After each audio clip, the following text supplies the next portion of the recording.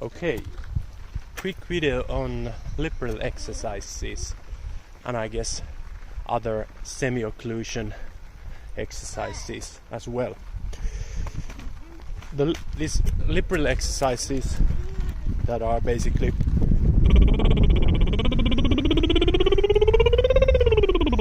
these exercises that are kind of, seems to me that they have positioned themselves to be sort of a go-to standard exercises of vocal technique.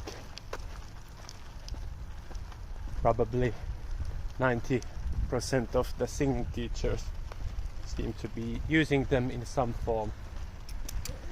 And I thought I'd want to talk about a little bit about benefits and also some things that you might want to be knowledgeable of to be able to avoid misusing them as well.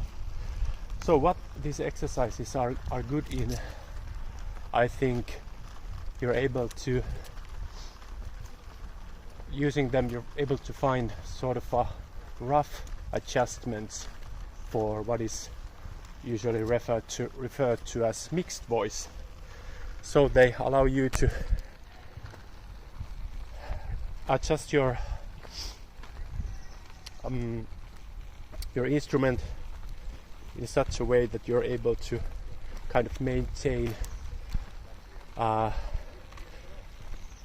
firm vocal fold adduction, or otherwise stated connected voice, and will allow you to sing above your register break with this kind of connected voice quality that doesn't have air in it.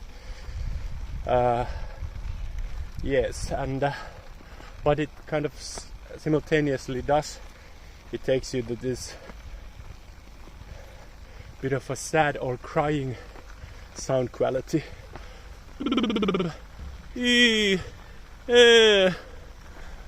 And that's of course one thing that should be also mentioned, because that's not always something we want to do when we sing songs.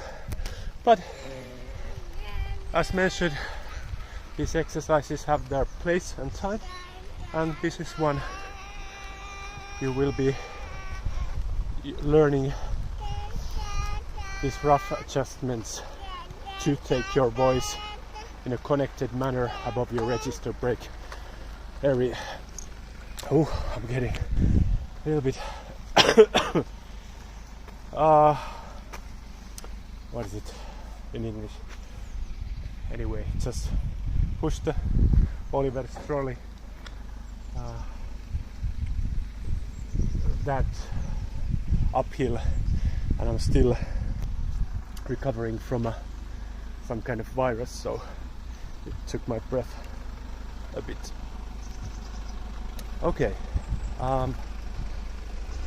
yeah, but I wanna stress one thing, which is that, as I mentioned, we're talking about sort of a rough adjustment. So the first thing you should be knowledgeable is that this is not a magic exercise to teach you everything about mixed voice. When you have used this and kind of found that you're able to slide through your register break area with this,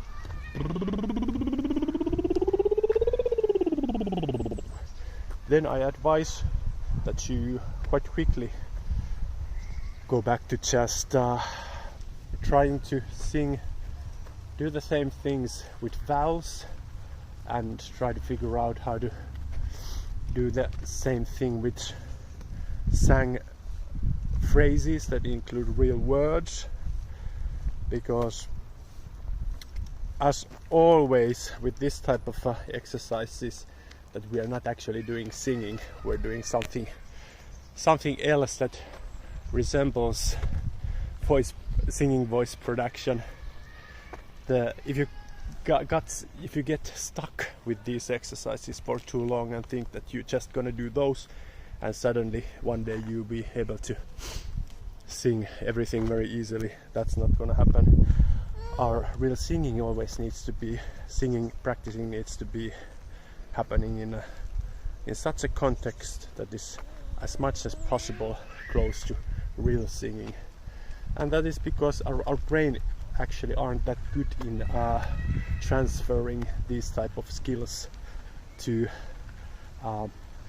other contexts. So you might be like a world's best lip rill artist, being able to do wild things with your lip rills. It doesn't matter that it actually transfers to singing very well. So first advice, don't get stuck with these exercises. So soon as you start to get kind of idea of what is happening and where your vocal instrument is going when you do this lip rill or other semi-occlusion voice exercises, start quite quickly going to the different direction as well. Did Oliver? No. Oh, you're. No. He fell asleep and now he woke up. Yeah. So don't get stuck with these exercises.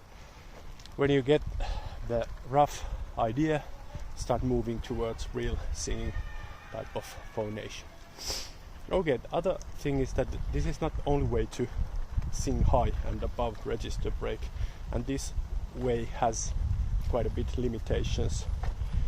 The adjustment that you will be getting with these exercises, for instance, isn't very good at producing very, very loud phonation.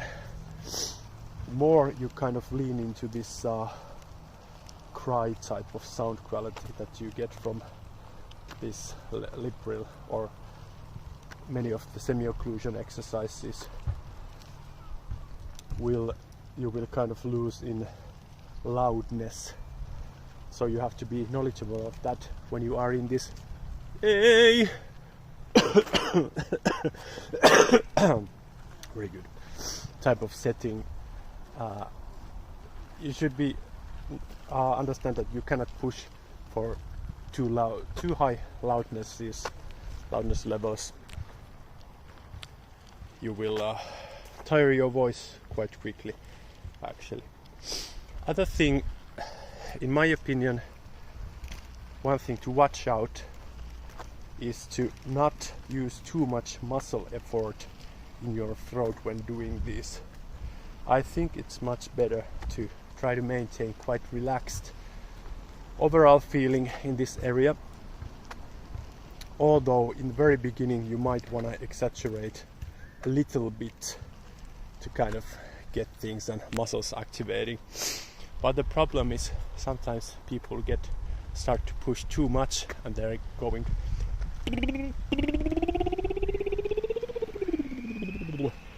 well, what's gonna do, it's gonna take you quite a bit into this direction.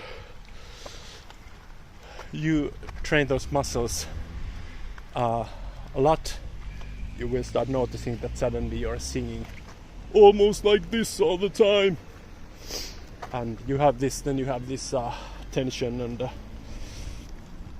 you have kind of moved your instrument into quite extreme direction. So watch out for using too much muscle effort. This applies to other semi-occlusion exercises with straws, especially with very thin straws, and when you're using a straw to phonate into water, making these bubbles. If you do that in too deep, if you take the end of the straw in too deep in the water, it gives a lot of resistance for your phonation, and it pushes you very hard in this direction, and overdoing that just might not be the very healthy way to do. And that's a good warning to be put out there, because many, in my experience, many starting singers kind of want to be in control a little bit too much, and they think that it's all about building your muscles to get your singing voice going, but that's not true, although it includes some building of muscles. You don't need that huge amount of muscle strength. Instead, in often cases, singing is more like balancing on a string. So if you push too much one direction, you will fall, and the same applies if you push too much in another direction, you will fall. So you rarely operate in these extreme ends where you are applying like ton of muscle effort, especially in this area. So don't take that path for when you practice.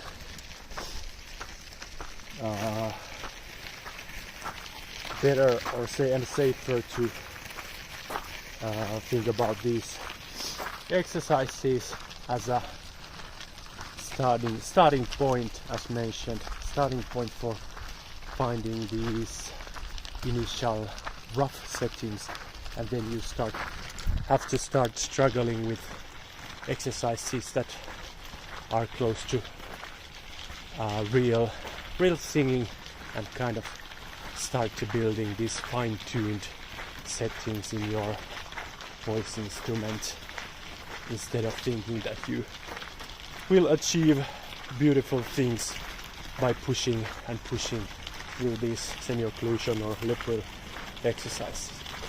Okay, that's about it. I'm going to continue my healing from my virus and let my voice rest a bit. Bye.